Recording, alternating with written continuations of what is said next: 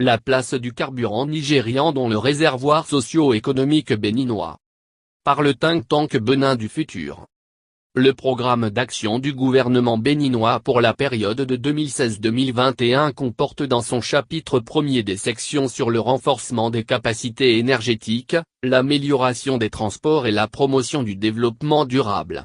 Ce programme décrivant la trame stratégique de développement qu'adoptera le gouvernement pendant cette période de 5 ans, il est important d'identifier les leviers qui permettront d'atteindre les objectifs spécifiques. Ce document aborde de façon sommaire la problématique de l'essence dite frelatée provenant du Nigeria au Bénin. Les 3 points mentionnés précédemment et présents dans le PAC 2016-2021 de l'actuel gouvernement béninois sont très pertinents pour aborder ce problème. En effet, il est évident que la question énergétique est indispensable pour permettre au secteur d'activité de bénéficier d'énergie à coût réduit et aux ménages d'un bien-être amélioré.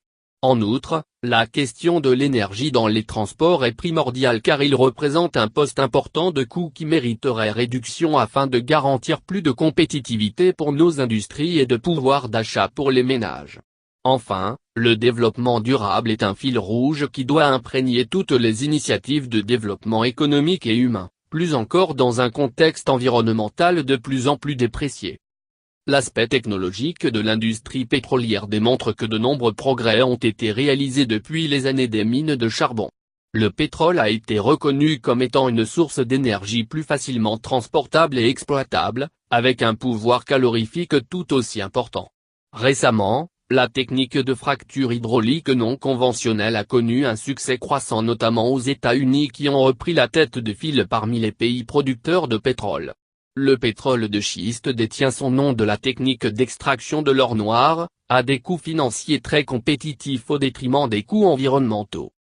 L'OPEP, Organisation des pays producteurs de pétrole détenant un pouvoir de marché significatif, a constaté une baisse significative de son emprise sur le marché du pétrole et a observé une baisse importante du cours du baril suite à l'abondance de l'offre de pétrole.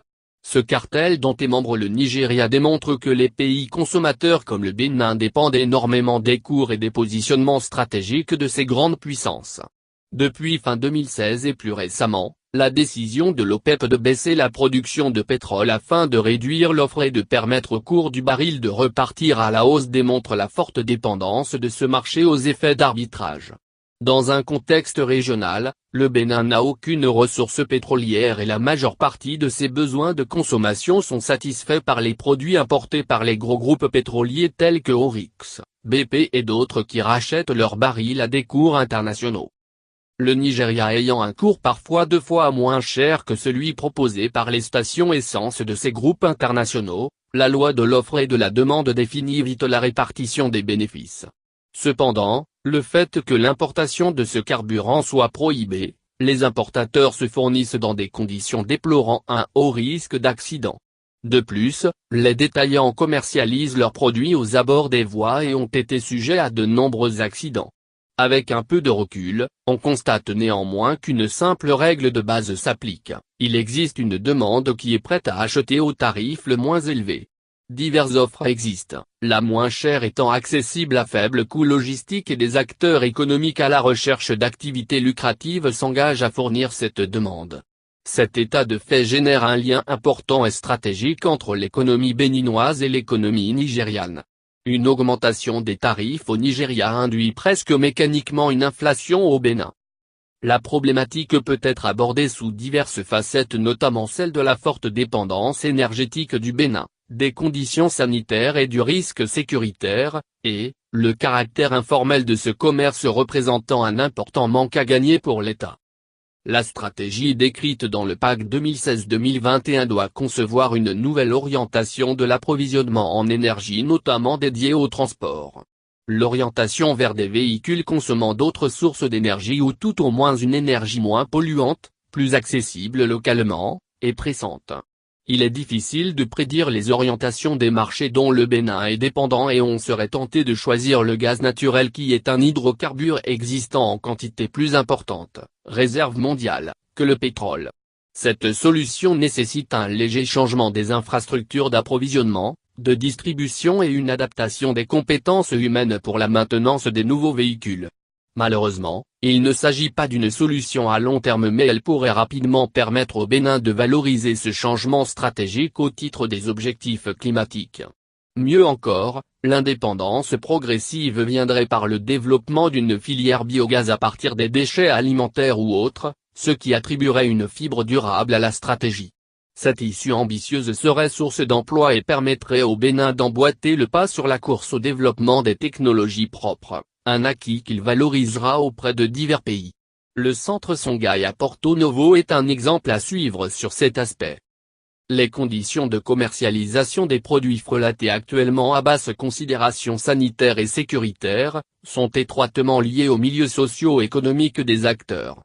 Toutefois, force est de noter que la marge entre le produit acheté au Nigeria et son prix de commercialisation étant très faible, les marges générées ne permettent pas aux acteurs de développer les infrastructures de sécurité nécessaires pour le stockage et la distribution de l'essence frelatée. De plus, un manque de sensibilisation aux effets nocifs de la manipulation des hydrocarbures conduit les commerçants à développer des maux qu'ils pourraient éviter en utilisant de simples gants pour se protéger les mains ou en mettant des masques pour limiter l'inhalation d'effluents agressifs pour l'appareil respiratoire. Le caractère informel de cette économie peut être jugé comme étant un problème en fonction du point de vue. L'État juge les commerçants d'essence frelatée comme étant des acteurs informels tandis que ces acteurs organisés en syndicats estiment que l'État n'entreprend rien pour leur donner des solutions de repli.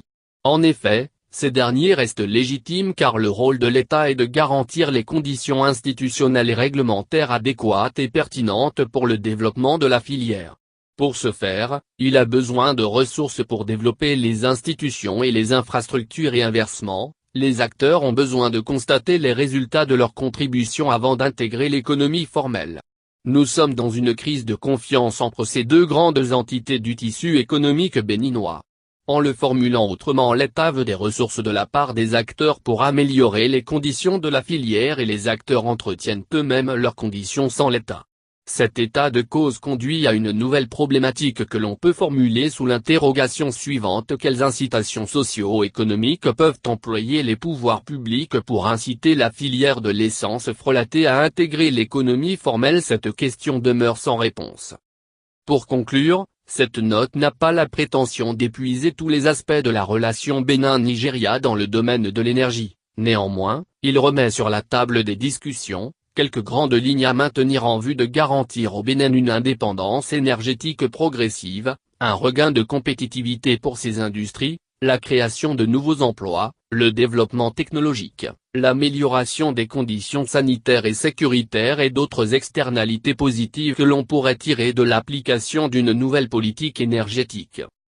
En outre, dans un souci de considérer la demande en énergie et d'explorer les leviers de développement potentiels, un prochain article pourra mettre en avant l'intensité énergétique de l'économie béninoise à travers un indicateur pertinent, par exemple le kWh par unité de PIB brut généré, et les solutions à développer afin de maîtriser la consommation énergétique.